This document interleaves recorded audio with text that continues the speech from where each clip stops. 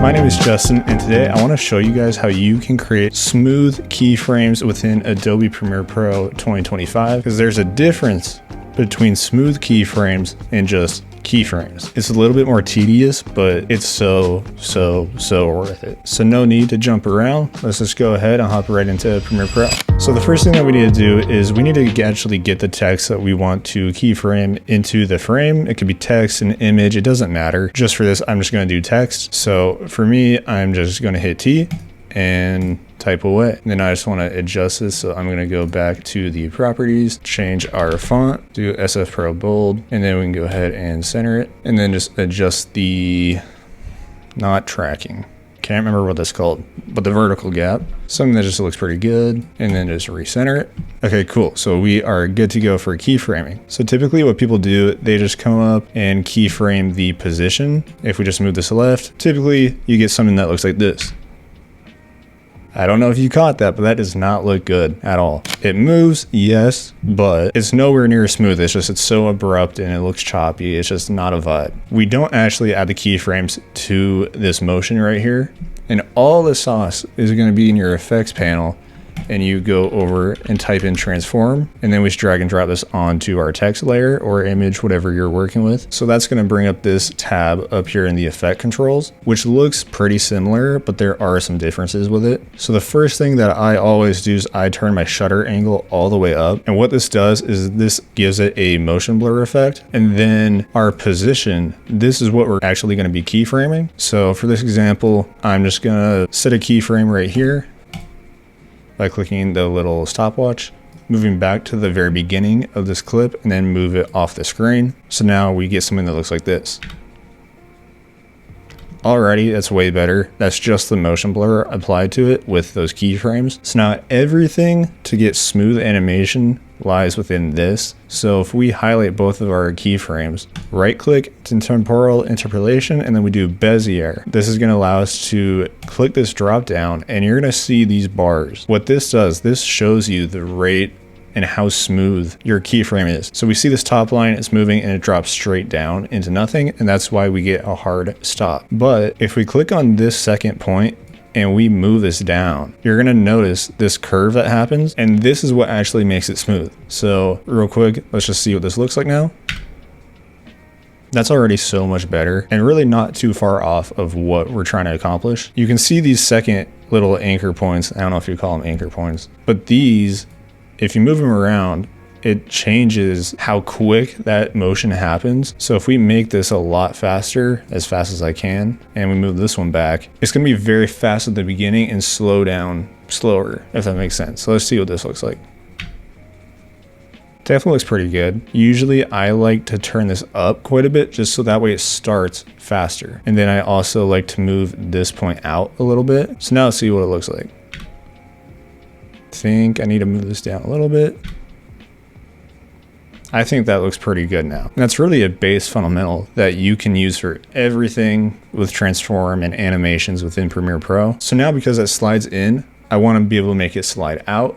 So if we go back to our effects panel and then we drag on another transform, this is where we can do the exact same thing, but the inverse of that. And you always want to do on a second transform, because if you all have it on one singular transform effect, they interact with each other and you just want to avoid that. And the best way to do that is to add a second transform onto it so they both do their effect separately. Again, I'm going to turn my shutter angle all the way up. I'm going to move to the end of the clip, drag this off, and then we can add a keyframe to that, move it back a little bit, and then we can put this back to where it was at 540. And we're going to do the same thing, highlight our keyframes, right click, temporal interpolation, and Bezier. I'm just going to drop this down.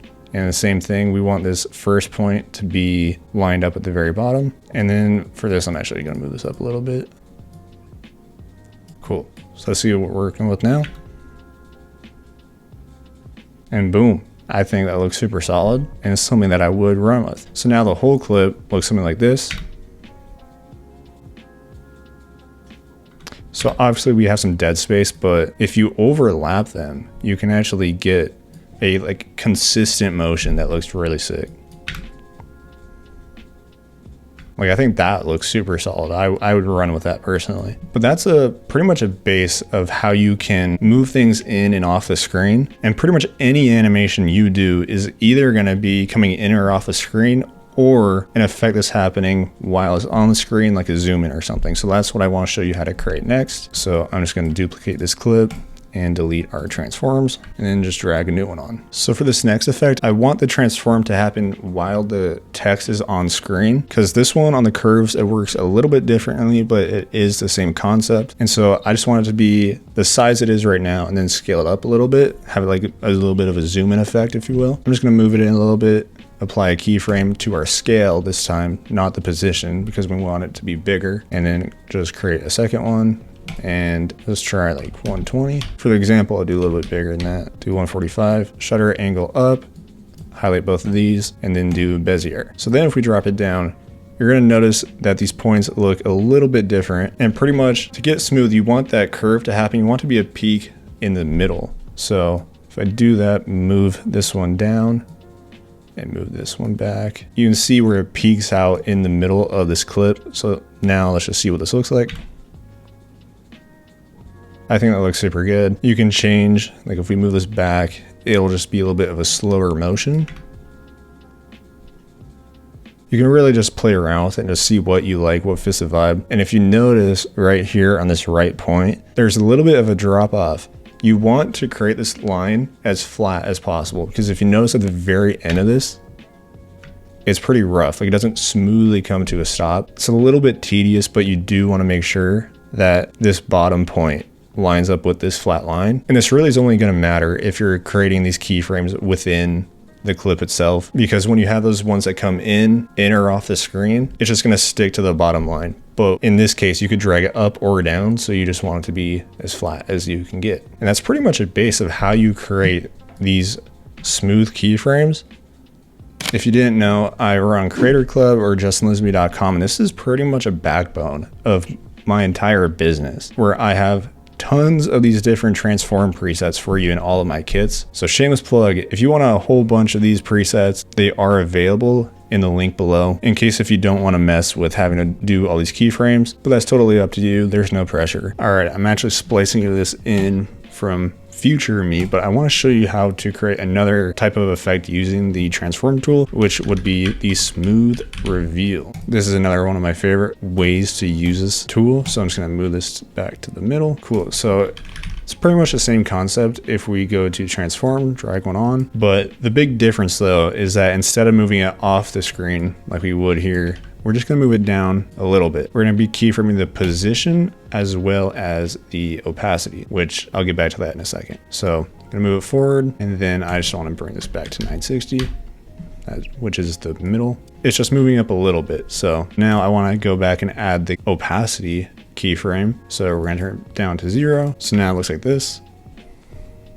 And now we're gonna highlight all of these, including the opacity. And then again, same thing, temporal interpolation and Bezier. And so for this one, we just wanna kind of create that peak again, or that exponential kind of graph looking deal, if you wanna call it. So that way it starts fast and slows down.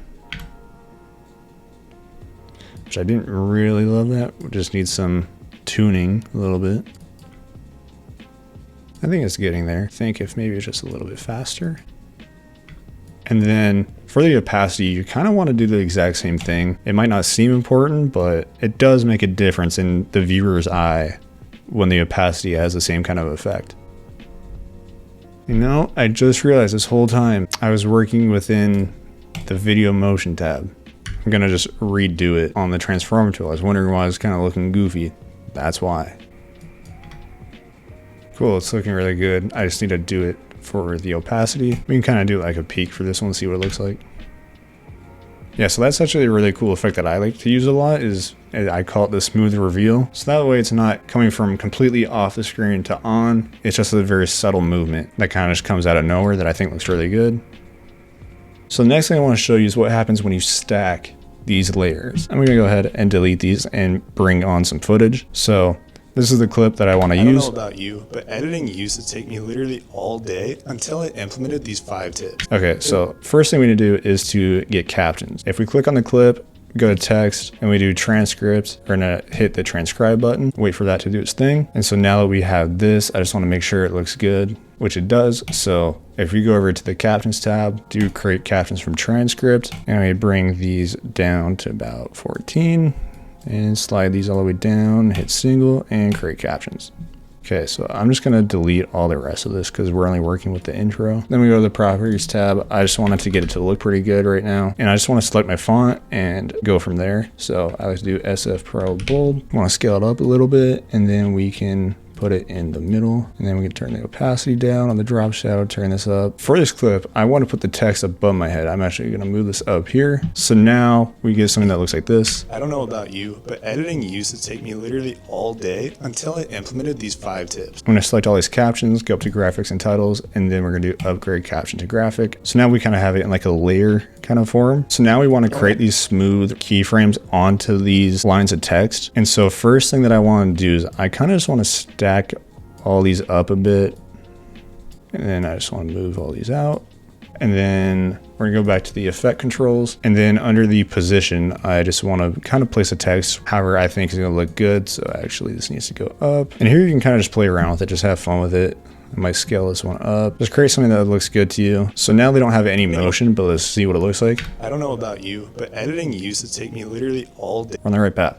So for this section, pretty much everything still stays the exact same with the fundamental of how you slide things in and out. For the simplicity of the video, I'm actually going to be using some of my presets that I offer on my website, justinlisenby.com or Creator Club. You don't have to use these. You don't have to buy it. These are just a whole bunch of done for you presets. And so for me, it's just going to be a simple drag and drop. I'm going to use my animate kit, and then I want to do my slide in down. I don't know about you, but editing uses. Okay, so you see that, and then here's what that keyframe actually looks like. So it's actually a really long keyframe that goes like the entirety of this clip specifically, but there's a keyframe here, a keyframe at the very end, and it's just a super long pull down where you can see how long this anchor point is. And that's why it's like such a slow motion that's super smooth. I'll let you guys see it again. I don't know about you, but editing used to take me. That's how the transform works if you want to do it with the transform effect, or like I said, it's also linked on my website. So I'm just gonna actually add this effect to all 4 clips. You don't need to remake it every single time. If you just click on one of them that you did, you can do Command or Control C, and then you can just paste it onto every other layer, or you can actually save it as a preset. If you right click and then do save preset, you can just title it whatever you want and it should be good to go. So now that I added it to all clips, let's see what it looks like. I don't know about you, but editing used to take me literally. All right, honestly, after watching that, I don't think I want to do a slide in down because it covers up this text. I think this is why it's important to just play around with it, see what you like, what you don't. So I think instead I want to do the smooth reveal that we talked about. So I'm just going to delete all of these. And so same concept that we talked about, the smooth reveal. I'm just going to drag this on, see what it looks like. I don't know about you. Okay, I think this is going to be a lot better. So let's just drag this onto all the rest of them. See what it looks like. I don't know about you, but editing used to take me literally. Cool. I think that's pretty good. For these, I'm just gonna move these out of the way real quick and disable that. Then move these, make them a little bit longer so that way they can actually stay on screen. And then I'm just gonna do the smooth disappear for them. I don't know about you, but editing used to take me literally. Cool, I'm liking that. Then for this next set of text, I wanna highlight the rest, and then I wanna nest it into one sequence. So then for this one, I want to do the same thing, smooth reveal. Used to take me literally all day. I think that works. Honestly, it works better than what I was anticipating. I was thinking I should move it down, but that actually worked pretty well. But let's see what it looks like. I don't know about you, but editing used to take me literally all day. But yeah, that's pretty much the idea of animations as a whole, because everything pretty much gets used with the transform tool that we've been using. It's just important to remember, are you moving it in or out of the screen? Or is it happening within the clip itself? Because when it's moving in or out of the screen, your line's going to be pretty much an exponential looking line. Or if it's happening within the effect, like we can see down here on the opacity, it creates like a peak in the middle. That's just the only thing you need to think about before you add this effect. But pretty much everything, like I said, if you want to create smooth animations, it's going to be through the transform tool. It's like the most goated thing in Premiere, honestly. Like I said though, you can see all these different effects that I have. A lot of them use a transform tool, so you can go out and create your own presets. Or like I said, they are linked in the description below, top link to my website, Creator Club or justinlisby.com, where you can pick them up for yourselves if you want. But again, that's pretty much just the whole idea behind smooth keyframes within Premiere Pro. I hope you guys got something out of this, but if you want to see a video where I teach you how to create vintage aesthetic reels, I'm gonna leave that video right here for you to go check out, and I'll see you guys over there.